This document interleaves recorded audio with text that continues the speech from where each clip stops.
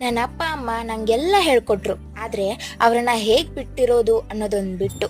Hi hello, ಎಲ್ಲರಿಗೂ ಶುಭೋದಯ. ನಾನು ನಿಮ್ಮ ಪ್ರೀತಿ MK ಸಿಂಧು. ಆಲ್ಮೋಸ್ಟ್ ನಾನು ಸಂಡೇ ಎಲ್ಲ ಮನೇಲೇ ಇರ್ತಿದ್ದೆ. ಎದ್ದ ತಕ್ಷಣ ಮನೆ ನೆನಪಾಯ್ತು. ಇದ್ ಮನೆ ಎಲ್ಲ ಹಾಸ್ಟೆಲ್ ಅಂತ ನೆನಪಾಗಿ ಎದ್ದು ಬ್ರಷ್ ಮಾಡಿದೆ. ಟಿಫಿನ್ ಕೂಡ ರೆಡಿ ಆಗಿತ್ತು. ಏನ್ ಸ್ಪೆಷಲ್ ಅಂದ್ರೆ ದೋಸಾ. ಆದ್ರೆ ಹೇಗಿತ್ತು ಅಂತ ಮಾತ್ರ ಕೇಳ್ಬೇಡಿ.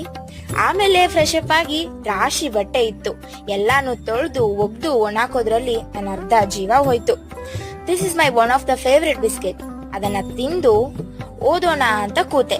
ಈಗ ತಾನೇ ಕಾಲೇಜ್ ಸ್ಟಾರ್ಟ್ ಆಗಿದೆ, ಹಾಗಾಗಿ ಇನ್ನೂ ಅಷ್ಟು ಸ್ಟಡಿ ಪ್ರೆಷರ್ ಇರ್ಲಿಲ್ಲ.